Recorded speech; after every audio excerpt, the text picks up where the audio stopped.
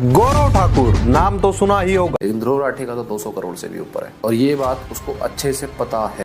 वाह क्या सीन है, वाह क्या सीन है। सीबीआई बिहार के सीएम लालू यादव को एक्यूज बना देती कि लालू यादव ही जिम्मेदार हैं इस चारा घोटाला के लिए। ये है यूट्यूब के जज, इसका वही काम है जहां वजन वहां भजन। आज के टाइम पर ये देश का दुर्भाग्य है, खिलाड़ियों की ऐसी हालत आ गई है और ये 2 कौड़ी के पत्रकार ये आजकल सवाल उठाने लगे हैं। तो आज की इस वीडियो में हम बात करने वाले एक ऐसे इंजीनियर की जो कि हिस्ट्री, जियोपॉलिटिक्स, फॉरेन पॉलिसी, क्या आपने ऐसा कोई इंजीनियर देखा है? इंजीनियर तो आपने देखे होंगे जैसे कि बुआसिरो बिहार, या फिर बात करें अंधभक्त इंजीनियर की, वैसे भी नाम के आगे लगाने से इंजीनियर थोड़ी हो जाता है। आज की इस वीडियो में हम एक न्यूट्रल डोंगी के बारे में बात करेंगे जो कि न्यूट्रल होने का दिखावा करते हैं। आज की ये वीडियो काफी इंटरेस्टिंग है और ये वीडियो स्पेशल है क्योंकि आज की इस वीडियो में आप देखोगे हमारा 2024 से लेकर 2026 तक का सफर कि कैसे हमने किन किन गोदी यूट्यूबर्स को एक्सपोज किया, और इस वीडियो में हम आपको वही क्लिप दिखाने वाले हैं।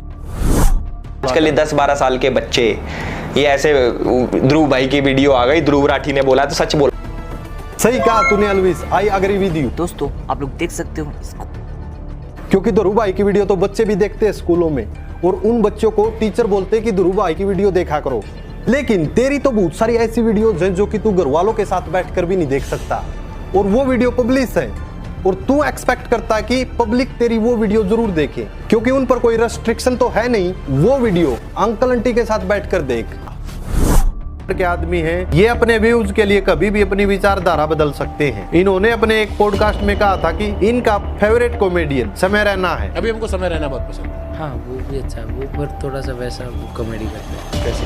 Dark comedy. और जब समय रैना के एक वीडियो के कारण उनका विरोध होने लगा तो व्यूज के लिए मिश्रा ने एक 13 मिनट की वीडियो और एक 17 मिनट की वीडियो अपलोड कर दी। इन वीडियोज में मिश्रा जी ने कहा कि ऐसे कंटेंट को तालियां नहीं बल्कि तमाचा मिलना चाहिए। ऐसे कंटेंट पर ताली नहीं तमाचा चाहिए। और खास बात ये दोस्तों, इनको ये सब कुछ पहले से ही पता था कि समय रैना स्टार्टिंग से ही एडल्ट कंटेंट बना रहे हैं। जिस वीडियो में मिश्रा जी कह रहे थे कि समय रैना मेरे फेवरेट कॉमेडियन है, उस समय भी मिश्रा जी अच्छे से जानते थे कि समय रैना एडल्ट कंटेंट बनाते हैं। बावजूद इसके भी इन्होंने उस टाइम तो बोल दिया कि फेवरेट कॉमेडियन है, लेकिन जब लोगों ने विरोध किया उस टाइम अपनी विचारधारा ही बदल ली। तब कहते कि ऐसे कंटेंट को तालियां नहीं बल्कि तमाचा मिलना चाहिए। लेकिन मिश्रा ने ये चीज उस टाइम नहीं सोची जब समय रैना को अपना फेवरेट कॉमेडियन बता रहे थे। शुभांकर मिश्रा कई लोगों को बिल्कुल सिंपल, जेन्युइन और एक क्लासिकल इंसान लगते हैं, लेकिन कई लोग नहीं जानते कि ये इंसान कैसी लैंग्वेज का यूज करता है। एक पॉडकास्ट में शुभांकर मिश्रा आपने 4 करोड़ का घर लिया, लोगों को आपसे इंस्पिरेशन लेना चाहिए। इस साल की उम्र में अगर आपके 13 मिलियन फॉलोअर हो जाते हैं, आप 4 करोड़ का, अगर ये भी गूगल में सही है 4 करोड़ का आप घर खरीद के लगाते हैं तो दुनिया को आपसे इंस्पिरेशन लेनी चाहिए। ये कहना चाहिए कि यार इसकी तरह बनो। जबकि शुभांकर मिश्रा अच्छे से जानते हैं कि अंजलि अरोड़ा में कुछ भी टैलेंट नहीं है। ना वो सिंगिंग अच्छे से जानती, ना वो पेंटिंग अच्छे से जानती,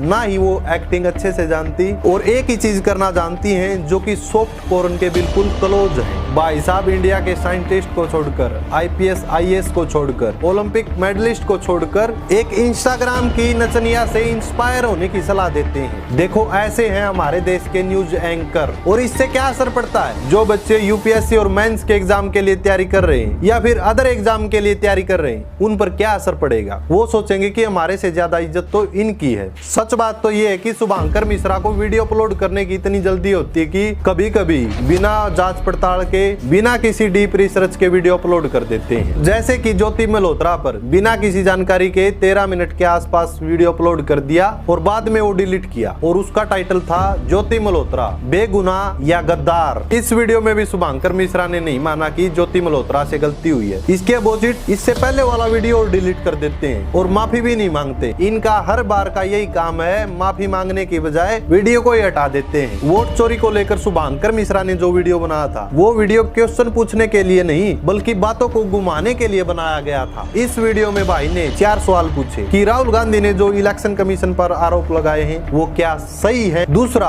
बिहार के SIR में कोई गड़बड़ है? तीसरा, क्या EVM मशीन हैक हो सकती है? और चौथा, क्या चुनाव आयोग निष्पक्ष है? और ये चारों सवाल इलेक्शन कमीशन से नहीं किए बल्कि इन बातों को घुमाया गया। इन्हीं सवालों के माध्यम से गवर्नमेंट के पक्ष में शुभांकर मिश्रा ने पूरी सफाई दी। आपके पास तो जवाब नहीं है। चलो इसका जवाब मैं दे देता हूँ कि ईवीएम हैक हो सकती है या नहीं। क्या ईवीएम में गड़बड़ की जा सकती है? हरियाणा के पानीपत जिले के बुआना गाँव में 2022 में ग्राम पंचायत चुनाव हुए थे और उस इलेक्शन के दौरान सरपंच पद के प्रत्याशी मोहित 51 वोट से हार गए थे। मामला Haryana and Punjab high court Chandigarh में गया, लेकिन वहां पर कोई सुनवाई नहीं हुई। बाद में सुप्रीम कोर्ट ने वो ईवीएम मशीन मंगवाई जिसमें वोटिंग की गई थी और जब वोटों की गिनती दोबारा से की गई तो मोहित विनर निकले। 14 फरवरी 2023 को श्रद्धा वॉकर वाला केस होता है जिसमें उसे पीसेस में कट करके और फ्रिज में लगा दिया जाता है आफ्ताब नाम के बंदे द्वारा। ट्विटर पे बहुत ज़्यादा हेट फैलती है इसके खिलाफ और ब्रेकिंग न्यूज़ बन जाता है। शायद ही कोई न्यूज़ पोर्टल होगा जिसने इसको कवर ना करा हो, लेकिन Dhruv Rathee pin drop silent, victim Hindu. मैं तेरे से पूछता हूँ, तूने हिंदुओं के लिए क्या किया? और ये तेरे गोदी यूट्यूबर्स हैं, इन्होंने हिंदुओं के लिए क्या किया? सारा दिन बस ऑनलाइन बैठकर हिंदुओं को सपोर्ट करते हैं। सपोर्ट करना है तो ऑफलाइन में दिखाओ ना। ऐसे जो कीबोर्ड वॉरियर्स बनते हो ना, इससे हिंदुत्व का क्या सपोर्ट मिलता है? तुम लोगों ने तो नफरत ही नफरत फैलाई है। और आखिर तूने कितने ही टॉपिक कवर किए हिंदुओं के इश्यूज को लेकर? क्या तूने हर टॉपिक कवर किया? नहीं किया, क्योंकि ऐसा पॉसिबल है ही नहीं कि एक इंसान जो सारे टॉपिक्स को कवर कर सके, क्योंकि ध्रुव राठी तो है ही बायोलॉजिकल। अब तेरे जैसे गोदी यूट्यूबर्स नॉन बायोलॉजिकल हो तो वो अलग बात है। फॉर्मेलिटी के लिए इसने कुछ छोटे मोटे ट्वीट करे, लेकिन इसका मेन स्ट्रीम यूट्यूब में जो वीडियोस डलती है वहां पे pin drop silent, victim Hindus. मतलब कि तू कह तो ऐसे रहा है कि ध्रुव राठी देश का पीएम हो या फिर ध्रुव राठी किसी पार्टी का लीडर हो। तू तो सारे ही ब्लेम ध्रुव राठी पर डाल रहा है। तू तो इस तरीके से बात को कह रहा है कि ये सारे इंसिडेंट ध्रुव राठी ने ही करवा दिए हो और उसके बाद ध्रुव राठी बिल्कुल चुप हो गया हो। ऐसे बहुत सारे सोइयो ऐसे इंसिडेंट थे। खैर मैंने तो मोटे मोटे इंसिडेंट्स की सिर्फ बात करी है जो ब्रेकिंग न्यूज थे और सारी न्यूज हेडलाइंस में आ रहे थे, लेकिन Dhruv Rathee pin drop silent, victim Hindus. India में 96 करोड़ हिंदू हैं और उन सभी का ब्लेम ये ध्रुव राठी पर डाल रहा है। अब ये खुद कह रहा है कि सोइयों ऐसे इंसिडेंट हुए हैं, तो तूने कितने टॉपिक कवर किए? ज्यादा से ज्यादा 2, 4, 6, 100 के 100 टॉपिक तो कवर नहीं कर पाया। ये बंदा ध्रुव राठी को बदनाम करने भाई फिर और बहुत कुछ करता है कि हिंदू फेथ में जो जो चीजें मिल सकती हैं जिन पे मजाक उड़ाया जा सकता है वो चीजें ढूंढ के लाता है। हालांकि उन वीडियोज को लेकर ध्रुव राठी बहुत बार सफाई दे चुके हैं, बहुत बार क्लियर कर चुके हैं उन चीजों को। चाहे वो बागेश्वर धाम की बात करनी हो, चाहे वो गोमूत्र की बातें करनी हो। इसके अकॉर्डिंग तो वो पाखंडी भी सच्चा जिसका विरोध प्रेमानंद जी और आचार्य प्रशांत जी जैसे लोगों ने किया है। और रही बात गोमूत्र की, तो तू भी टेस्ट किया करना डेली, तेरे को किसने मना किया है? फिर चाहे इसको लाइव आके बोलना हो कि बंदर भाग रहे हैं और रामायण सही नहीं हो सकती, उसका मजाक उड़ाना हो। फिर चाहे ट्रुथ अबाउट रामायण हो, राम सेतु को डिमीन करना हो। अरे भाई उसका मतलब किसी धर्म को बदनाम करना नहीं था, बल्कि वो सारी साइंटिफिक बातें करना था। उसका फोकस था साइंटिफिक चीजों पर, साइंस के लॉजिक के हिसाब से कंपेयर करके ध्रुव राठी ने वो वीडियो बनाई थी और तुम लोगों को ये कहने का मौका मिल गया कि हिंदू धर्म को बदनाम कर रहा। बताओ इसमें कैसे धर्म बदनाम हो गया? लेकिन तेरे जैसे अनपढ़ लोगों को हंगामा करना है, हंगामा ही करना तो इस वीडियो को लेकर कर।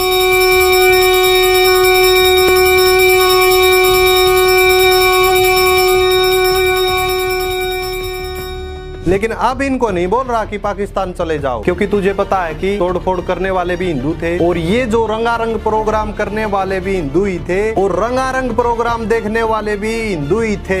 इनको लेकर तेरी जुबान नहीं खुलेगी। ये जो पूरा फॉर्मूला है मुस्लिम वोट बैंक का अपीजमेंट करने का, उन्हें खुश करने का, ये हमारे देश में बहुत लंबे टाइम से चलता है और बहुत सारे पॉलिटिकल पार्टीज इस्तेमाल करती हैं। ऐसे बहुत सारे पॉलिटिशियंस हैं जिन्होंने इस मेथड का यूज करा है कि हिंदू फेथ की चीजों को उठा के उनका मजाक उड़ाओ, आपको एमएलए एमपी की टिकट मिल जाएगी। वाह भाई वाह। अरे भाई बात तो तू कई पार्टीज की कर रहा, लेकिन जो मेन पार्टी थी उसका तो इसमें जिक्र किया ही नहीं, क्योंकि जो तेरे आका है वो भी तो ऐसे ही करते हैं ना। जो तूने ये फॉर्मूला बताया वो बिल्कुल इन पर स्टिक बैठता है। तूने तो सिर्फ राहुल और अखिलेश की फोटो दिखा दी, ममता बनर्जी की फोटो दिखा दी। ऐसे ही तो तुम ब्रेन वॉशिंग करते हो अंधभक्तों की, वन साइडेड चीज बताकर। अब आप बेसिक पॉइंट पे ये सोच के देखो कि भाई एक बंदा जो सिर्फ पॉलिटिकल क्रिटिक है, एजुकेटर है, वो इंसेसेंटली बिना रुके सिर्फ एक ही फेथ की चीजों को उठा उठा के क्यों ला रहा है? क्या रीजन हो सकता है उसके पीछे? क्योंकि उसके सब्सक्राइबर्स को ग्रो करने में उसका बहुत बड़ा हाथ है। अरे बड़ा मूर्ख इंसान है। बोल तो ऐसे रहा कि ध्रुव राठी का सारा ही चैनल इसी कंटेंट पर चल रहा है। अरे अपनी अंधभक्ति वाली आंखों को जरा खोल और तब तुझे पता चलेगा कि ध्रुव राठी ने कितनी एजुकेशनल वीडियो बनाई है।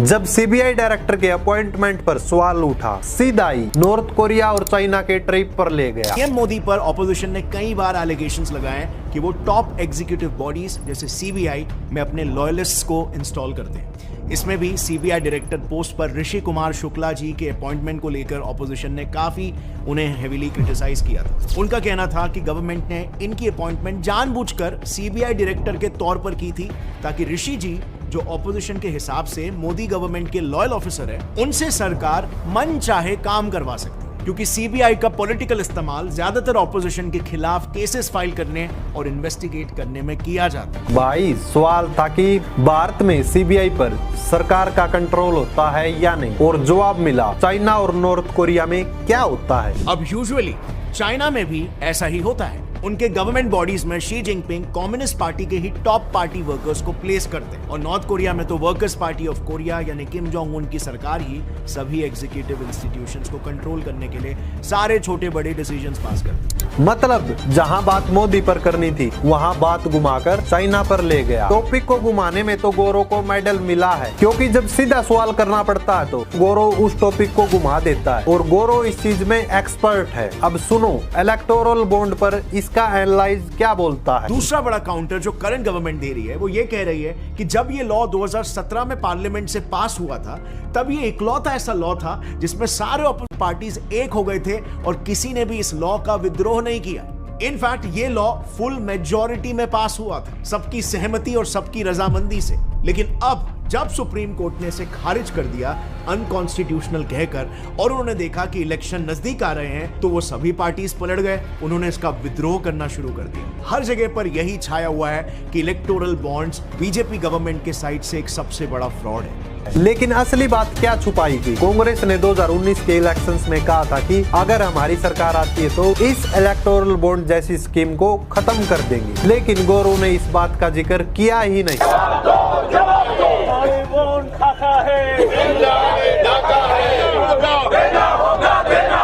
इलेक्टोरल बॉन्ड में घोटाला बंद करना होगा।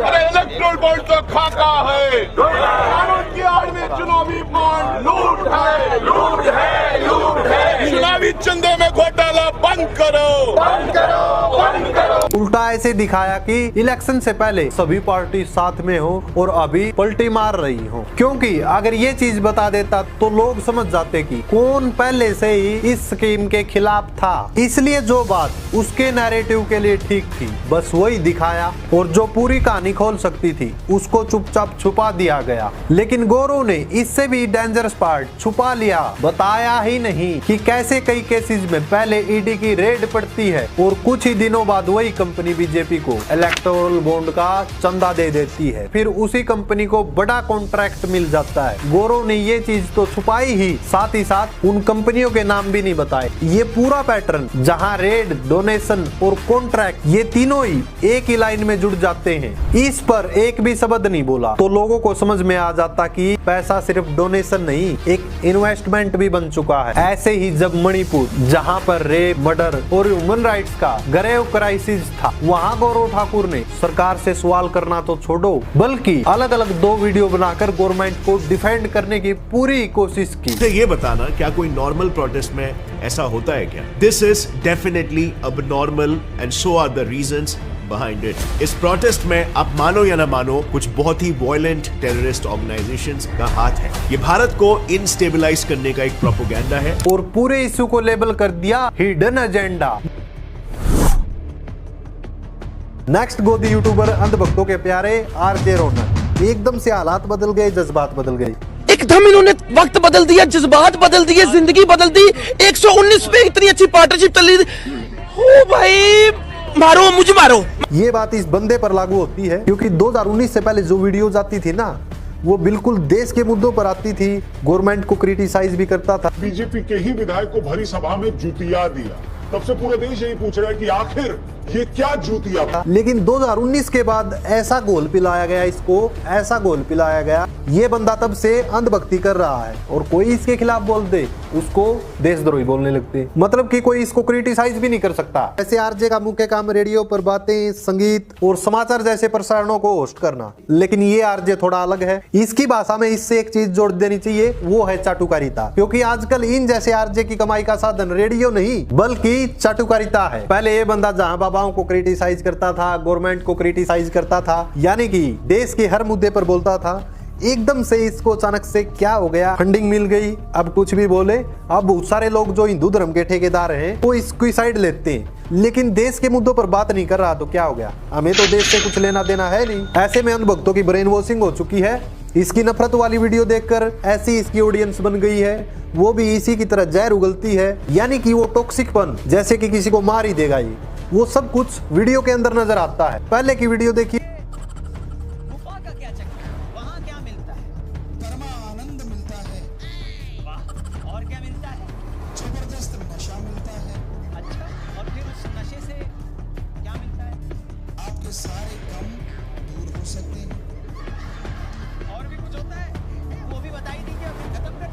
और अब की वीडियो देखिए। मगर जब मैंने धीरेन्द्र शास्त्री का ये वीडियो देखा, उसमें उस महिला के आंसू देखे, उस महिला की मां का रोना देखा, तो कहीं से ये नहीं लगा कि ये सब स्टेज्ड है। इसी तरह के एक और वीडियो में जो ऐसी घटनाओं को नाटक बताते हैं, धीरेन्द्र शास्त्री ने पहले से कागज पर लिखकर कुछ सवाल रखे। अब देखिए ये बंदा कितना टॉक्सिक हो गया, और जब गवर्नमेंट की कोई अचीवमेंट नजर भी नहीं आती थी, लेकिन आजकल इसको कांग्रेस की अचीवमेंट से ज्यादा बीजेपी की अचीवमेंट नजर आती है। इस बंदे को कोई मतलब नहीं देश की गरीबी से, इस बंदे को कोई मतलब नहीं स्टूडेंट प्रोटेस्ट कर रहे हैं, फार्मर प्रोटेस्ट कर रहे हैं, इस बंदे को कोई मतलब नहीं किसी पत्रकार की हत्या हो जाती है, इस बंदे को कोई मतलब नहीं कि दिनों दिन टैक्स बढ़ा रही है गवर्नमेंट, लेकिन इसको मतलब है इंडिया जीत गई या हार गई, इसको मतलब है चाइना और पाकिस्तान से, इसको मतलब है हिंदू मुस्लिम करने से। जितने भी मुद्दे मैंने बताए हैं, अगर आरजे रोनकिन पर अमल कर ले तो मान जाऊं मैं ये न्यूट्रल है, लेकिन ये बंदा जानबूझकर न्यूट्रल नहीं रहना चाहता, क्योंकि अगर ये न्यूट्रल रहने भी लगा तो इसके पापा जी बुरा मान जाएंगे, तो फंडिंग कहां से मिलेगी इसको, फिर चाटुकारिता कैसे करेगा।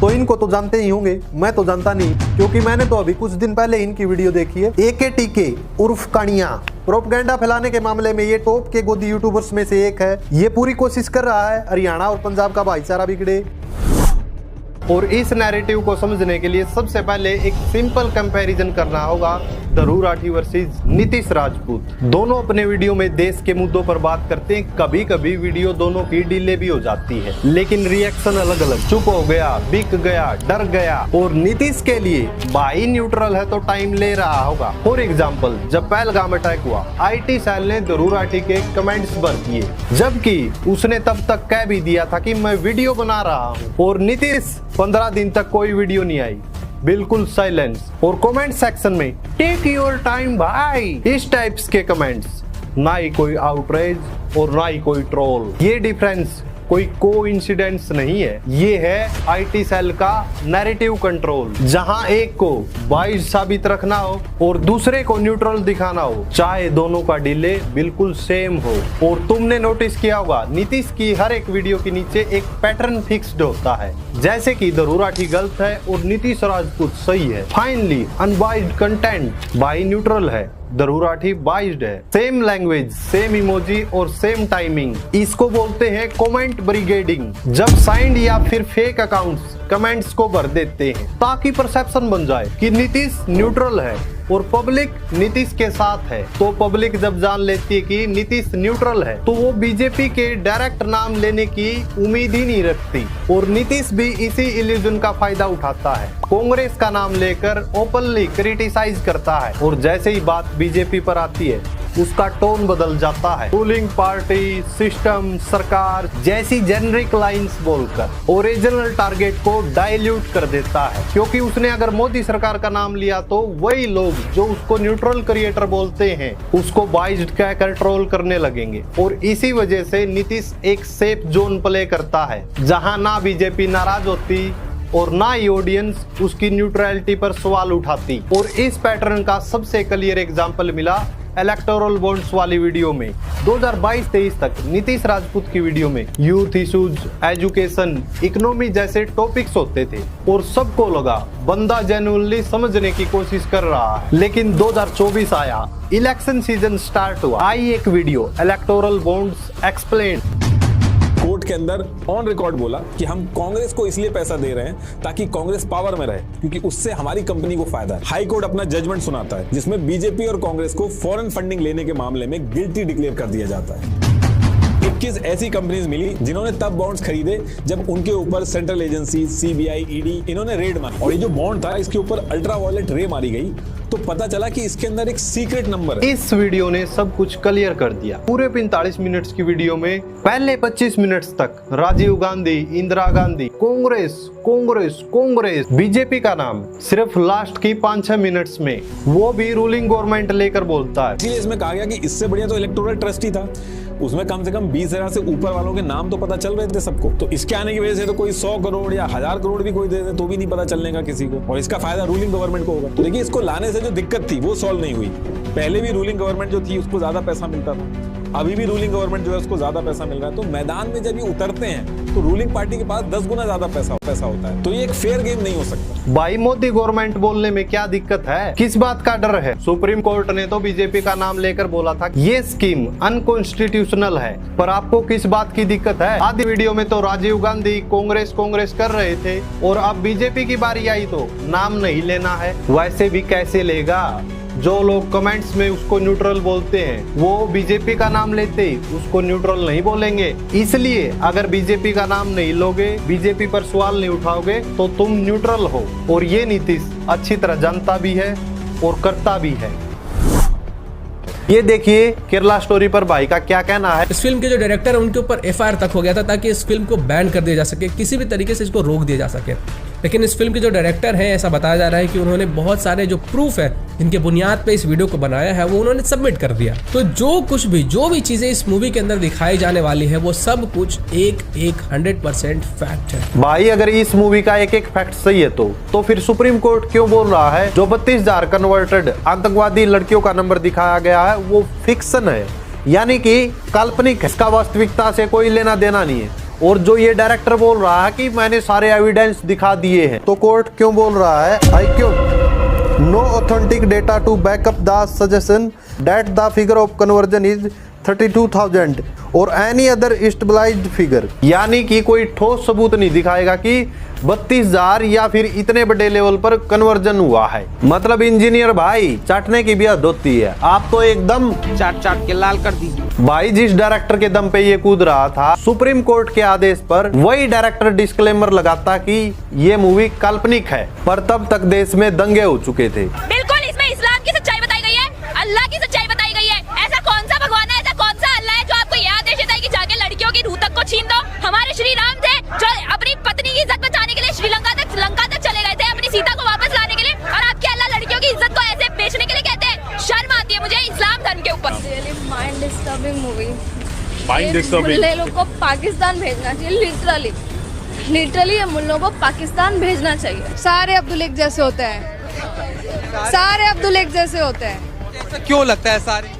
क्योंकि मैंने आज तक जितने भी केसेस देखे हैं इसको लेकर, वहाँ पे सबके अब्दुल एक जैसे ही निकले हैं। मेरा अब्दुल, आपका अब्दुल, सबका अब्दुल एक जैसा ही है।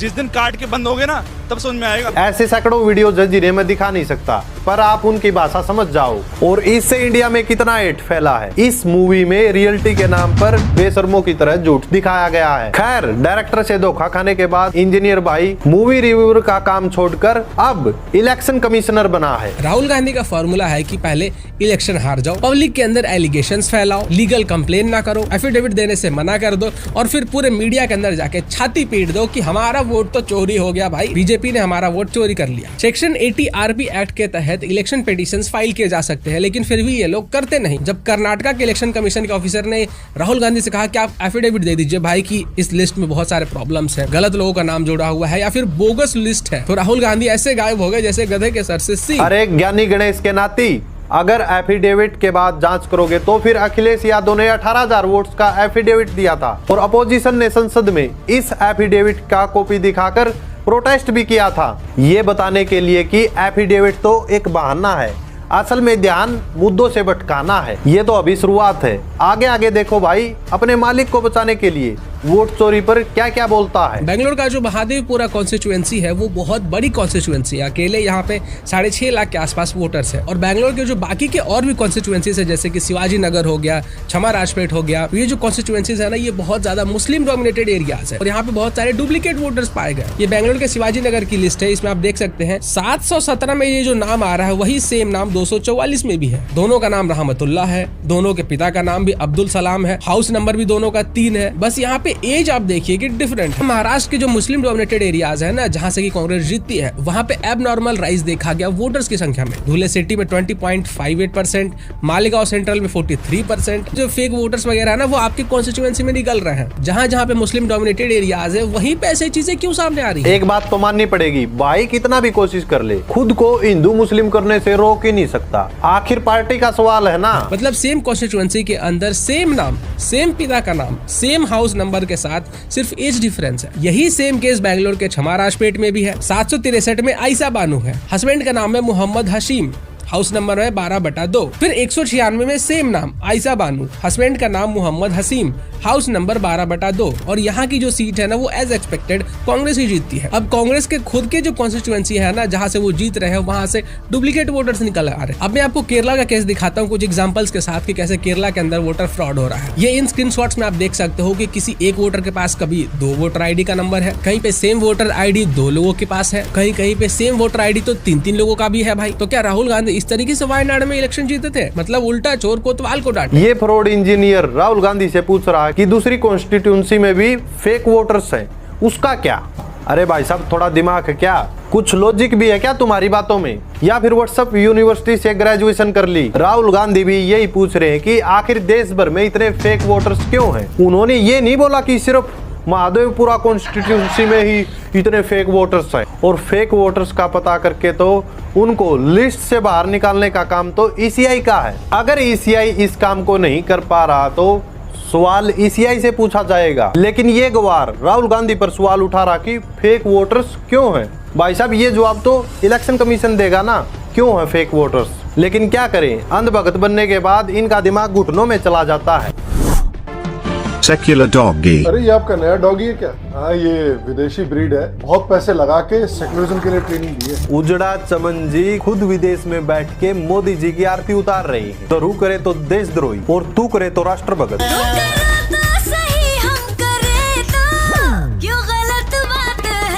लॉजिक गया तेल लेने, हिपोक्रेसी फुल ऑन। और जब दरुराठी बोले कि बीजेपी के पास सबसे ज्यादा पैसा है, तो चाचा के पिछवाड़े में मिर्ची लगती है। अगर कोई पार्टी मुझे पैसे दे रही होती, अगर मुझे सही में पार्टी से पैसे लेने होते, तो मैं बीजेपी के पास जाता सबसे पहले। सबसे ज्यादा पैसे उन्हीं के पास है, मुझे अवार्ड भी मिलता, मेरी स्टेज पर तारीफ भी होती। मेरे लिए तो बहुत ही आसान ऑप्शन है वो करना।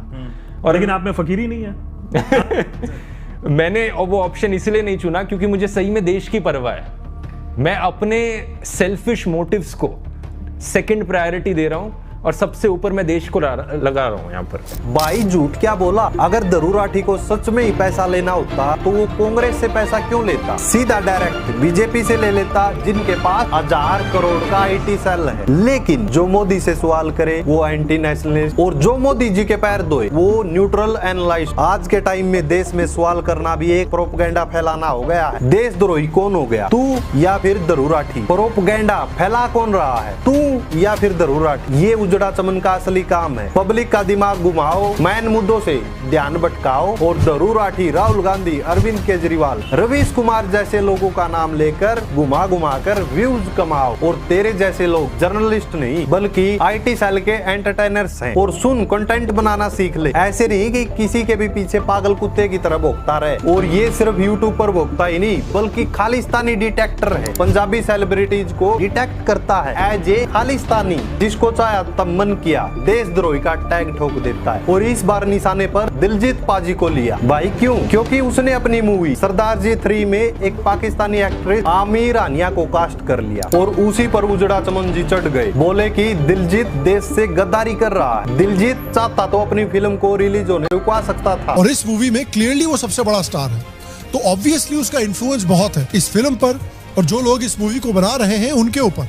अगर वो चाहे, अगर दिल से चाहे, नो पन इंटेंडेड, तो वो इस फिल्म को खींच सकता है, कैंसिल कर सकता है और लोगों का अगेन दिल जीत सकता है। अरे भाई तुमसे किसने पूछा? मतलब कि अगर फिल्म रिलीज हो भी गई तो इसमें एक्टर गद्दार कैसे हो गया? और अगर दिलजीत दोसांझ मूवी को पोस्टपोन कर भी देता तो फिर ये दूसरे तरीके से उसको गद्दार बोलता, फिर ये कहता गिल्टी थी तभी तो मूवी को पोस्टपोन किया, खुद की गलती एक्सेप्ट करी। तुम जैसे लोगों का तो एक ही काम है, गाली देना। कोई कुछ भी करे तुम्हारे लिए सब खालिस्तानी, लेकिन ये खालिस्तानी मीटर सिर्फ आर्टिस्ट पर ही क्यों चलता है भाई? अनुराग ठाकुर क्रिकेट स्टेडियम में पाकिस्तानी क्रिकेटर के साथ गप्पे लड़ा रहे थे, इनके लिए वो देशभक्त है। लेकिन दिलजीत दोसांझ ने पाकिस्तानी एक्ट्रेस को कास्ट तो क्या ही कर लिया, उनके लिए ये देशद्रोही हो गया। क्या तुमने अनुराग ठाकुर को देशद्रोही बोला, क्रिटिसाइज किया, जैसे कि दिलजीत के पीछे हाथ धोकर पड़े हो? I mean कि खुद ही ब्लंडर्स मारते रहते हैं, खुद ही लोगों को मरवा देते हैं, फिर उनकी वीडियोस दिखाते हैं कि नहीं वो तो जिंदा है। फिर तो तुम्हारे लॉजिक के अकॉर्डिंग तो अंबानी भी देशद्रोही हो गए, क्योंकि अंबानी ने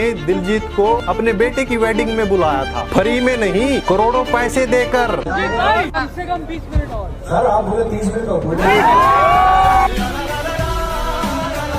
तो ये क्या सिलेक्टिव गुस्सा भाई? और जब तुम्हारे भगत कमेंट में लिखते हैं मैं दिलजीत को बॉयकॉट करता हूँ, मैं दिलजीत का सॉन्ग नहीं सुनूंगा, मैं दिलजीत की मूवी नहीं देखूंगा, तो भाई बता दूं दिलजीत तुम्हारे जैसे कीबोर्ड वॉरियर्स के लिए गाने नहीं बनाता। वर्ल्ड वाइड लोग सुनते हैं दिलजीत को। दिलजीत को तुम्हारे बॉयकॉट से एक घंटा फर्क नहीं पड़ता, 0.1% भी नहीं। मतलब तुम्हारा काम क्या है? जहाँ हिंदू मुस्लिम का एंगल बनता भी नहीं वहाँ पर जानबूझकर हिंदू मुस्लिम करवाना। जहाँ लोग गवर्नमेंट से सवाल करे उनको देशद्रोही, गद्दार, पाकिस्तानी सपोर्टर बता दो। यानी कि एक भारतीय होने के नाते हम गवर्नमेंट से सवाल भी नहीं कर सकते, सबको मुंह बंद रखना पड़ेगा, नहीं तो देशद्रोही कहलाओगे। हर इश्यूज का एक ही सॉल्यूशन है तुम्हारे पास, कॉन्फिडेंट झूठ।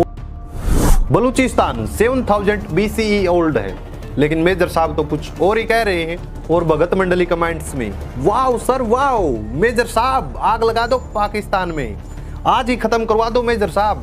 सच्चाई से कोई मतलब नहीं, जो मन में आया बोल दिया, बस लोगों को इमोशनल करना है देशभक्ति के नाम पर। वैसे मेजर साहब अपनी वीडियोस में कितनी झूठ बोलते हो? बहुत।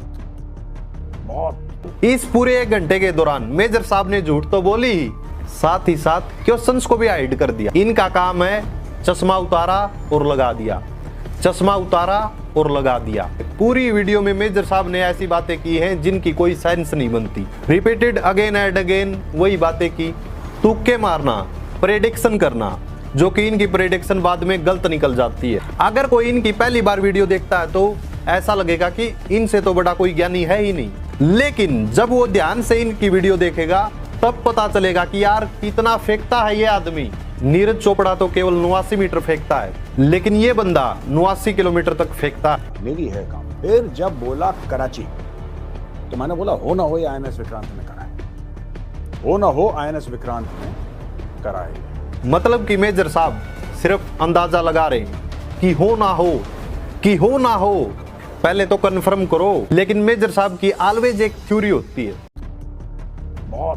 इस पूरे 1 घंटे के दौरान मेजर साहब ने झूठ तो बोली ही, साथ ही साथ क्वेश्चंस को भी हाइड कर दिया। इनका काम है चश्मा उतारा और लगा दिया, चश्मा उतारा और लगा दिया। पूरी वीडियो में मेजर साहब ने ऐसी बातें की हैं जिनकी कोई सेंस नहीं बनती। रिपीटेड अगेन एंड अगेन वही बातें की, तुक्के मारना, प्रेडिक्शन करना, जो कि इनकी प्रेडिक्शन बाद में गलत निकल जाती है। अगर कोई इनकी पहली बार वीडियो देखता है तो ऐसा लगेगा कि इनसे तो बड़ा कोई ज्ञानी है ही नहीं, लेकिन जब वो ध्यान से इनकी वीडियो देखेगा तब पता चलेगा कि यार कितना फेंकता है ये आदमी।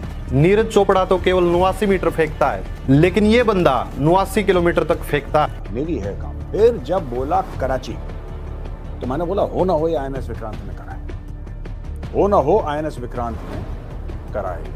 मतलब कि मेजर साहब सिर्फ अंदाजा लगा रहे हैं कि हो ना हो, कि हो ना हो, पहले तो कंफर्म करो। लेकिन मेजर साहब की ऑलवेज एक थ्योरी होती है, मे बी।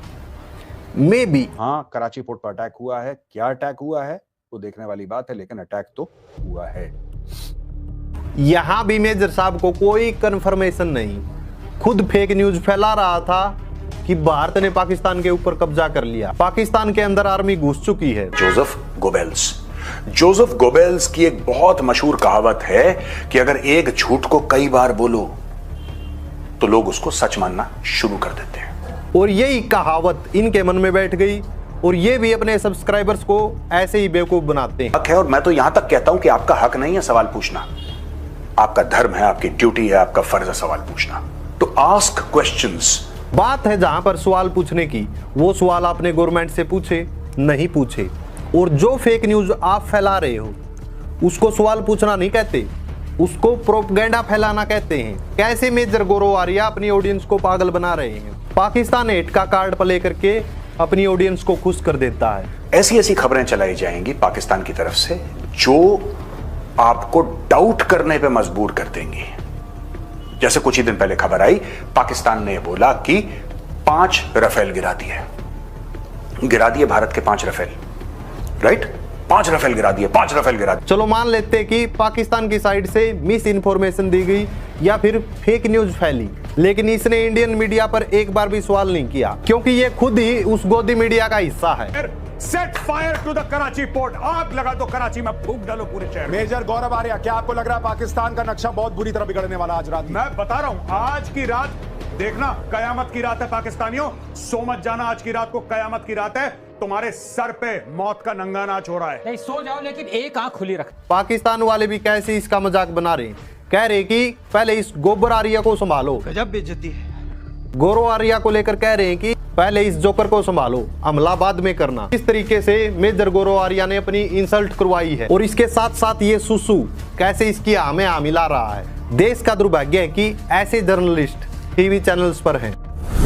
अडानी ने जो बिहार में जमीनें ली हैं उस मैटर पर कोई वीडियो नहीं, जबकि एक दिन में तो कई बार ये 2 वीडियोज अपलोड करता है। लेकिन जो देश के इश्यूज से रिलेटेड टॉपिक हैं उन पर वीडियो नहीं, और वीडियो होगी तो सरकार के पक्ष में, यानी कि आम जनता से इसको कोई लेना देना नहीं। वोट चोरी वाली वीडियोस पर भी फालतू की अनाप शनाप बातें करता। यही होता ना जब आप बुढ़ापे में शिलाजीत का हाई डोज ले लेते हो, तब ऐसी बातें होती हैं। और यहीं तक नहीं रुकता, आगे ये भी क्लिप देखिए। सारे कागज दे चुके हैं, पर बात हो रही है आईपी एड्रेस की कि ये कौन से मोबाइल नंबर ने डिलीशन किया।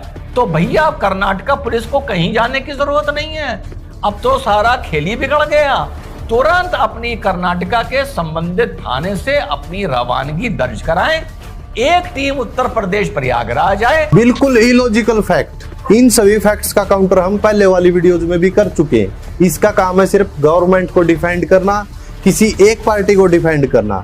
इसको कॉन्स्टिट्यूशन से, डेमोक्रेसी से कोई मतलब नहीं। इसकी इलॉजिकल वीडियोज ऐसे ही रहेंगी, ऐसी इलॉजिकल वीडियोज आती हैं। महाराष्ट्र के इलेक्शन कमीशन ने की है कि आप हमें 10 दिन के अंदर लाके पूरा साइन करके कवरिंग लेटर के साथ एक शिकायत बना के दीजिए।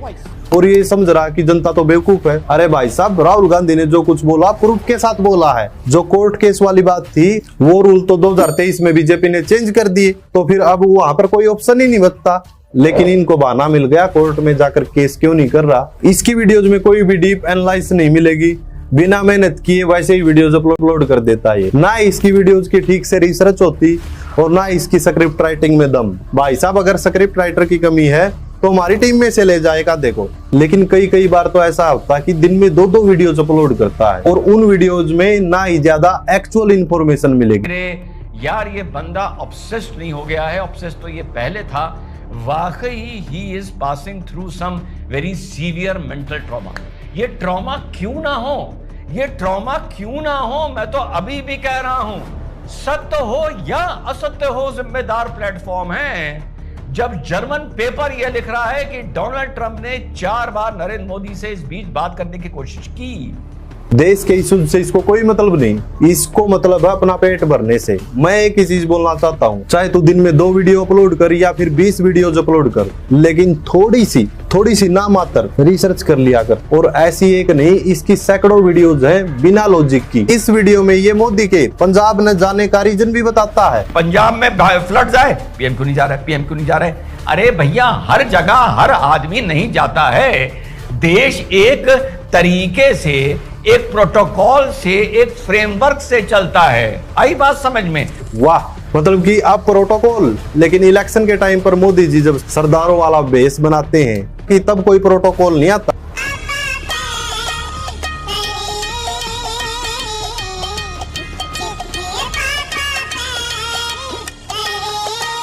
अब प्रोटोकॉल बीच में आ गया और इलेक्शन के टाइम पर सब चंगासी इसके चैनल पर इंडिया पाकिस्तान मैच से रिलेटेड वीडियोज है, नेपाल से रिलेटेड वीडियोज है, यानी कि देश से बाहर जो भी टॉपिक है उन पर वीडियोज हैं। लेकिन देश के अंदर जो प्रॉब्लम्स चल रही है उन पर कोई भी वीडियो नहीं है। उन जरूरी टॉपिक्स पर वीडियो डालना जरूरी नहीं समझता। इसने जीएसटी को लेकर एक वीडियो बनाई, अब देखिए क्या बोल रहा है। 28% से घटाकर जीएसटी 18% मेरे भाई कर दिया गया है और टोटल एक्सचेकर पे जो इसका असर पड़ रहा है एक वर्ष में 48,000 करोड़ का असर पड़ रहा है। ये इतना जीएसटी लगाया किसने?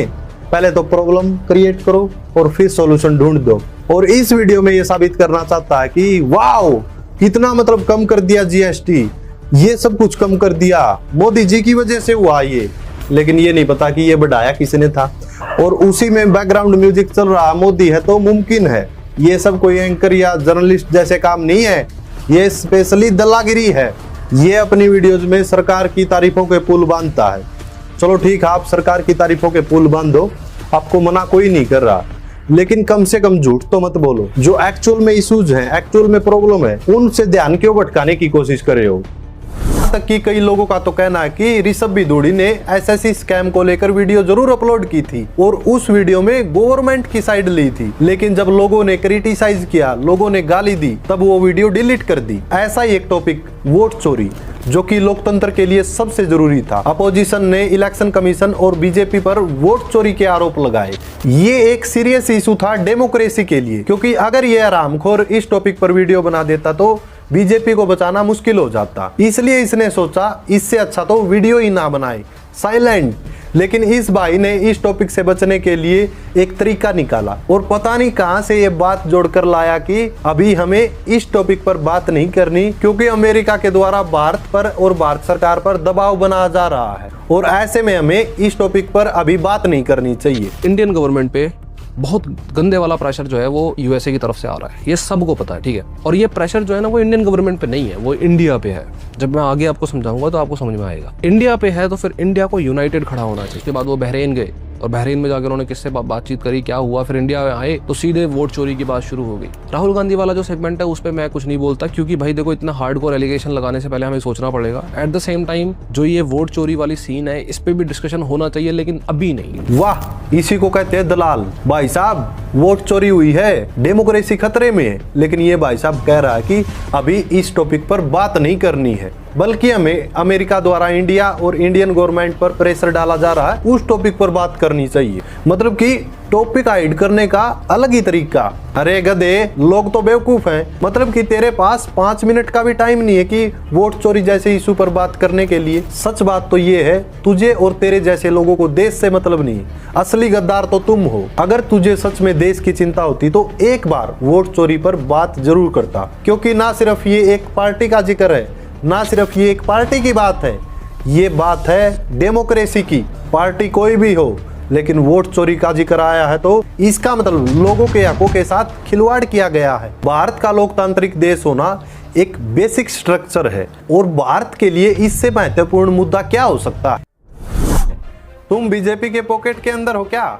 अगर एमएसपी पर खरीदना कंपलसरी हो गया तो इसका फाइनेंशियल बर्डन 10 लाख करोड़ के आसपास होगा। ये 10 लाख करोड़ वाला फिगर प्योर बिल्कुल गलत है, रॉन्ग इन्फॉर्मेशन, जो कि एक गिलास में फैलाया गया सभी गोदी यूट्यूबर्स को, ताकि एमएसपी की गारंटी को बदनाम किया जा सके।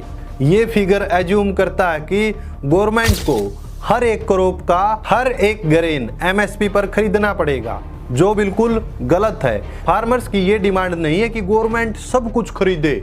डिमांड बस इतनी है कि एमएसपी एक लीगल गारंटी बने, ताकि जब मार्केट प्राइसेस एमएसपी से नीचे जाए तो गवर्नमेंट को मिनिमम एमएसपी प्राइसेस पर खरीदना ही पड़ेगा। इकोनॉमिक्स के द्वारा जब ये कैलकुलेशन किया गया तो एस्टिमेटेड सिर्फ 1.5 लाख करोड़ पर ईयर तक होगा, जो कि जीडीपी का 0.5% है और बजट का छोटा सा हिस्सा है। लेकिन इन्होंने झूठ फैलाई कि 10 lakh crore additional cost. Farmers से इतनी ज्यादा नफरत है इनको, जो कि एक अन्नदाता पूरे देश का पेट भरता है। और खास बात ये है, फार्मर्स के अगेंस्ट ये 3-4 वीडियोस बना चुके हैं कि मार्केट्स के दाम से नीचे आप फार्मर्स की फसल को खरीदते हो तो इससे फार्मर्स का बहुत ज्यादा नुकसान हो जाएगा, क्योंकि खेती करने में जितना खर्चा आता है शायद उस फसल का फार्मर को वो दाम ना मिले।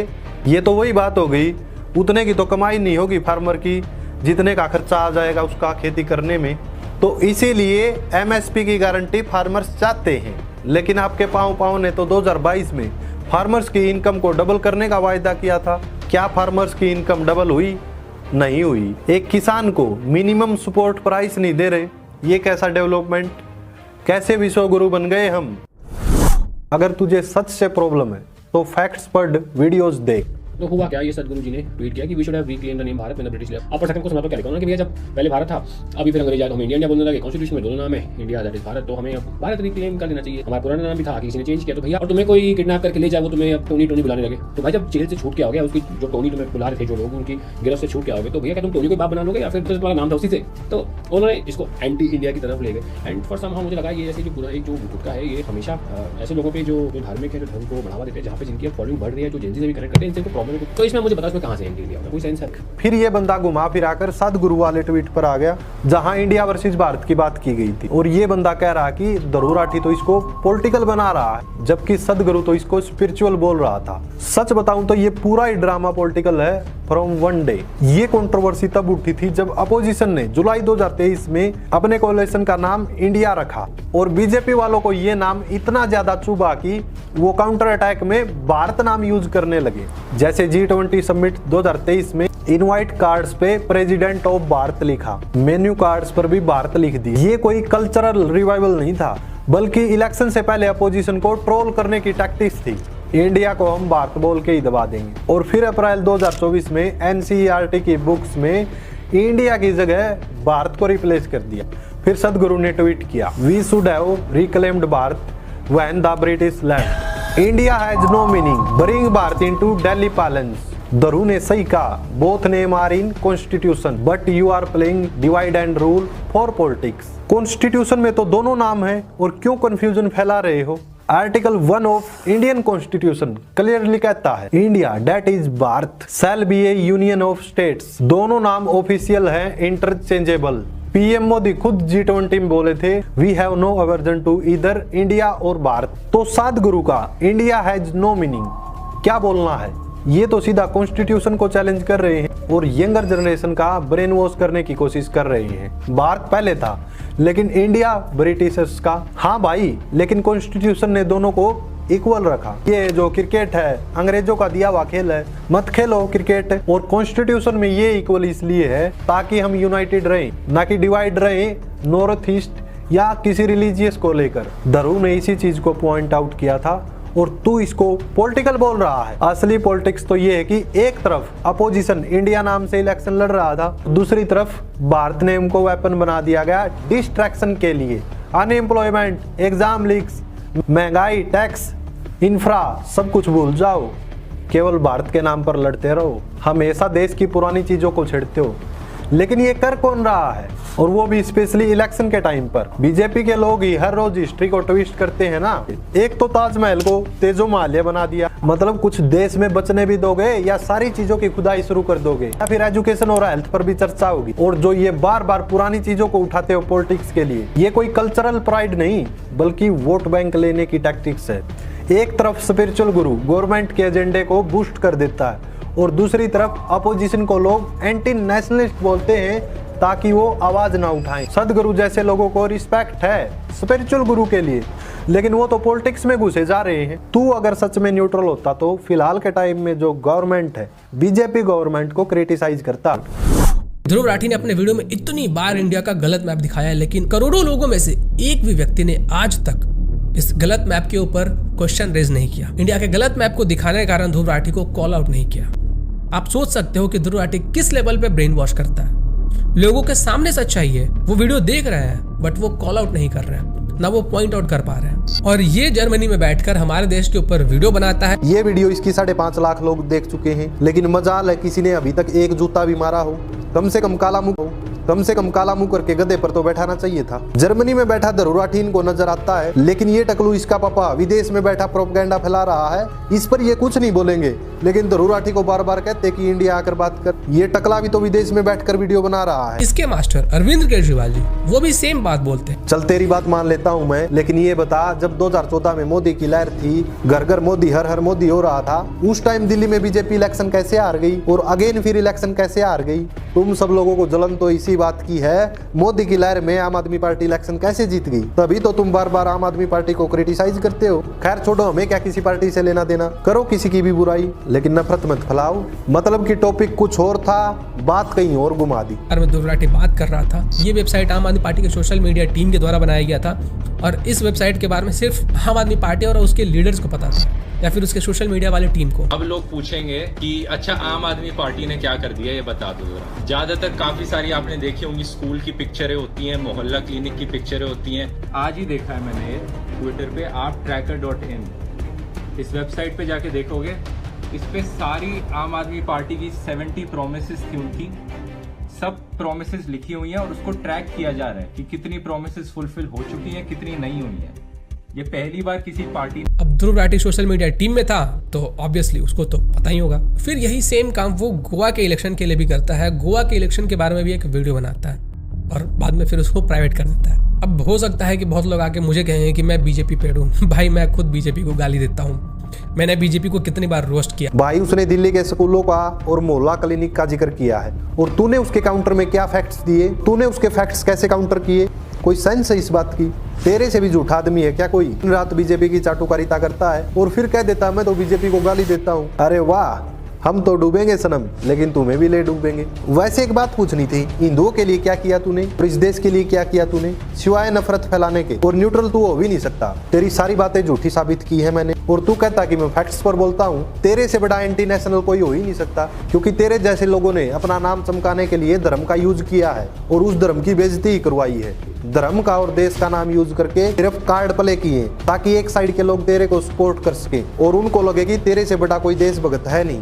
तेरे एल्विस का तो बहुत अच्छा इलाज किया ध्रुव भाई ने। जो ध्रुव ने लास्ट वीडियो बनाई थी एल्विस के ऊपर, उसका तो रिप्लाई नहीं देश का एल्विस, क्योंकि पता था फिर दोबारा से वही बेइज्जती होगी। तो खास बात ये है, जो वीडियो धरुराठी के ऊपर एल्विस ने बनाई थी, जिसका जिक्र तू बार बार कर रहा है, उसी के कमेंट सेक्शन में एल्विस को लोग गाली दे रहे हैं और धरुराठी के फेवर में है 90% कमेंट। खुद चेक कर ले, और उन कमेंट्स पर 50-50, 60-60 हजार लाइक हैं, जो कि धरुराठी के फेवर में है। तेरे एल्विस का भी अच्छा इलाज किया और तुम सब गोदी यूट्यूबर्स हमेशा ही एक्सपोज हुए हो। यानी कि कितना ही छुपा लो, तुम्हारी झूठ पकड़ी जाती है। जैसे कि अजीत भारती, ऋषभ बिदौड़ी, श्याम शर्मा, जो कि विदेश में बैठा प्रोपेगेंडा फैला रहा है, लेकिन तुम लोग हमेशा धरुराठी के पीछे पड़े रहते हो कि जर्मनी में बैठकर देश के मुद्दों पर बात करता है। और फिर तुम बात करते हो लेफ्ट विंग वाले यूट्यूबर्स पर, उनको कांग्रेस पार्टी की तरफ से फंडिंग मिली है। फंडिंग तुम्हें जरूर मिली है ताकि तुम अपने आकाओं को बचा सको, और जिन लेफ्ट विंग यूट्यूबर्स की बात कर रहे हो फंडिंग की, उनको कोई फंडिंग नहीं मिली। वो सिर्फ अपने देश को बचाने की बात कर रहे हैं, डेवलपमेंट की बात कर रहे हैं, एम्प्लॉयमेंट की बात कर रहे हैं, यानी कि जो देश में इशूज चल रहे हैं उन पर बात कर रहे हैं, ना कि किसी की चाटुकारिता कर रहे हैं, कि किसी को बचाने के लिए वीडियो बना रहे हैं। फंडिंग तुम्हें जरूर मिली होगी, तभी तो हिंदू मुस्लिम करते रहते हो, तभी तो 24 घंटे एक ही पार्टी का नाम रटते हो। ऊपर से पीछे से पावर मिलती है, पैसा अलग मिलता है, फिर अंधभक्तों की सपोर्ट रहती है। तुम्हारे लिए देश क्या मायने रखेगा? तुम्हारे लिए देश जाएगा बाढ़ में। तुम गोदी यूट्यूबर्स को ऐसे ही चाटुकारिता करनी है, धर्म के नाम पर, कभी रवीश कुमार का नाम लेकर, कभी राहुल गांधी का नाम लेकर, और यही प्रोपेगेंडा तो तुम फैला रहे हो। क्योंकि जो भी गवर्नमेंट के ऊपर उंगली उठाएगा उनको रोका जाए, उनको बदनाम किया जाए, उनकी ऐसी इमेज खराब कर दी जाए, लोगों को लगे कि ये तो बेवकूफ है। और तू कहता कि बीजेपी को गाली देता है, मैंने तो कहीं नहीं देखा तू बीजेपी को गाली देता, बल्कि चाटुकारिता और कर रहा है। लेकिन मेरा एक क्वेश्चन है, जब भी कोई गवर्नमेंट पर उंगली उठाता है, अब जैसे कि प्रेजेंट में कांग्रेस की सरकार होती, कांग्रेस की सरकार से क्वेश्चन किए जाते। जिस टाइम पहले कांग्रेस थी उस टाइम यूट्यूब का क्रेज नहीं था, वरना तब भी लोग कांग्रेस को क्रिटिसाइज करते वीडियो डालकर। जहां भी डेवलपमेंट की बात आएगी, देश की बात आएगी, देश के मुद्दों की बात आएगी, तो वहां पर जिक्र जरूर होगा और गवर्नमेंट को क्रिटिसाइज किया जाएगा। तुम्हारे पास काउंटर करने का एक ही बहाना होता है, जहां भी विकास की बात होती है, रोजगार की बात होती है, तुम लोग ये कहते हो कि पिछले 70 सालों में क्या हुआ। अरे पिछले 70 सालों में बहुत कुछ हुआ है। जिस स्कूल से पढ़कर तुम ज्ञान दे रहे हो यूट्यूब पर, वो कांग्रेस ने ही बनवाए। हालांकि मैं किसी पार्टी की साइड नहीं लेता, लेकिन जब भी तुम 70 साल की बात करते हो तो तुम्हारे सवालों का जवाब देना पड़ता है। तुम बार बार 70 साल इसलिए कहते हो तुम्हारे पास कोई जवाब नहीं होता। तुम बार बार एक ही चीज का नाम लेते हो, तब महंगाई कितनी थी, अब महंगाई कितनी है, तब सिलेंडर का रेट क्या था, अब कितना है। ये सब कुछ तो तुम्हें भी पता है, लेकिन तुम लोगों का ब्रेन वॉश हो चुका है। और ब्रेन वॉश ऐसा हुआ है, तुम चाहकर भी गवर्नमेंट को क्रिटिसाइज नहीं कर सकते। ऐसे में मैं तेरे से ही पूछता हूँ, तूने बीजेपी को कितना क्रिटिसाइज किया, अपनी वीडियो में कितने डेवलपमेंट की बात की या देश के मुद्दों की बात की। तो आए हिंदू मुस्लिम के, तुम लोगों के सामने कितने फैक्ट्स ला दो, कितने प्रूफ तुमको दे दो, तुम्हें चाटुकारिता करनी ही करनी। उधर से धमकी मिली, तब फिर एक वीडियो आती है, ये और वीडियो देखिए। रजत दलाल एक ऐसा इंसान है जो कि अपने कल्चर से भी प्यार करता है, साथ साथ में वो वुमेन की रिस्पेक्ट भी पूरी मेंटेन करता है, उनसे दूर भी रहता है। इस रियलिटी शो में भी आपने कई ऐसे उदाहरण देखे होंगे जो कि आप स्क्रीन में भी देख सकते हैं। यानी कि ये भी नीतीश कुमार से कम नहीं है। इनफैक्ट स्ले पॉइंट वाली वीडियो में भी इसने बिल्कुल वन साइडेड दिखाने की कोशिश की, और थोड़ा बहुत स्ले पॉइंट की साइड इसलिए बोला, ये इसको पता था कि वो सही है, बिल्कुल सही है, क्योंकि जो डेटा इंटरनेट पर पहले से अवेलेबल है, उसने गुंडे को गुंडा बोल दिया तो गलत क्या है। उसने वही वीडियो यूज की जो कि पहले से अवेलेबल थी इंटरनेट पर। अपनी वीडियो में एल्विस की मदर के बारे में जिक्र किया, इसको वो चीज नहीं दिखी। एल्विस बार बार अपनी वीडियो में रशियन का जिक्र करता है फैमिली के साथ। बेसिकली तो वहाँ पे रशियन वगैरह आ रही है, तो उसके लिए तो मम्मी आपको पता है रशियन आ रही है, 6 रशियन मंगा रखे मैंने। वो चीज गलत नहीं है, लेकिन अगर स्ले पॉइंट ने थोड़ी बहुत भी सच्चाई बता दी, उसको गलत बोलने लगे। ये देखो इसकी वन साइडेड। इस अंकल को थोड़ी बहुत शर्म आई, यानी कि जो बंदा फैमिली के साथ, रशियन वगैरह अपने घर वालों के साथ, स्पेशली मदर के साथ ऐसी बातें करता है, तो वो चीज गलत नहीं दिखी। लेकिन किसी ने सच्चाई बता दी, गुंडे को गुंडा बोल दिया और रियलिटी बता दी, वो चीज इसको एकदम से चुभ गई। सिर्फ इसीलिए कि वो एक पॉलिटिकल पार्टी को सपोर्ट करता है, ये भी पॉलिटिकल पार्टी को सपोर्ट करता है। पहले तो इसकी ये वीडियो देखिए। इतनी बड़ी एथलीट और आपने उससे साइकिल चलवाई, क्या विनेश को एक कार तक नहीं दी जा सकती थी? दिखावे के लिए आपने एसी यूनिट्स भिजवा दिए, तो क्या एक कार आप रेंट पे भी ओला उबर कुछ भी करवा सकते? लेकिन नहीं, जिस एथलीट ने सड़क से लेकर सड़क तक पूरी तैयारी की हो, जिसे विदेशी कोच ने, फिजियोथेरेपिस्ट ने, डाइटिशियन ने भारत के पैसों पर ट्रेन किया हो, वो रात में सोने की जगह साइकिल चलाए। लानत है। और ऐसा पहली बार नहीं किया, इसने बहुत बार ऐसा किया है। तो ये कहता है कि विनेश फोगाट साइकिल चलाती रही है, तो मूर्ख इंसान कोई भी खिलाड़ी हो गया, वेट कम करने के लिए साइकिल चलाएगा, रनिंग करेगा या कुछ ना कुछ एक्सरसाइज करेगा, तभी वेट कम होगा। उन्होंने इतनी मेहनत की, रात भर नहीं सोए। फिर तेरे जैसे 2 कौड़ी के लोग, जिनकी कभी ग्राउंड लेवल पर कोई हैसियत नहीं थी, आजकल सोशल मीडिया पर अंधभक्तों को बेवकूफ बना रहे हैं। चुनावी माहौल है तो राजनीति तो हर कोई करेगा ना दोस्तों, यहाँ पे भी वही चल रहा है। मेहनत में तो सब लगे पड़े हैं, इधर दीपेंद्र भाई, उधर सुनीता बहन, यहाँ तक कि जर्मनी में बैठा मैं बहन। दीपेंद्र भाई के साथ साथ अंधभक्तों के जलने का एक और कारण है, वो है शशि थरूर जी का ये ट्वीट। उन्होंने तो हिंदी में ट्वीट कर दिया दोस्तों। वैसे थरूर साहब का ट्वीट पढ़ने के बाद मैं विनेश को एक सलाह तो दूंगा कि टिकट मिल रहा हो तो विधानसभा का ही लेना बहन, लोकसभा मत जाना, क्योंकि लोकसभा की स्थिति तो तुम्हें पता ही है। नेताओं की प्रतिक्रियाओं से इतर रैली में इतना मान सम्मान देखकर विनेश जी ने भी कहा कि ये मान सम्मान तो हजारों देश के खिलाड़ियों ने मेहनत की थी, उसने 23 साल तक मेहनत की, और तेरे जैसा चाटुकार कुछ पैसों के लिए उसकी बुराई कर रहा है। विनेश फोगाट प्रोटेस्ट कर रही थी, जंतर मंतर पर लाठियां पड़ रही थी, तब कहां गया था तू? आईटी सेल ने विनेश फोगाट को बदनाम करने के लिए क्या कुछ नहीं किया, वो सबको पता है। आज की ये वीडियो आपको कैसी लगी कमेंट सेक्शन में जरूर बताएं, और क्या ये सीरीज कंटिन्यू रहनी चाहिए?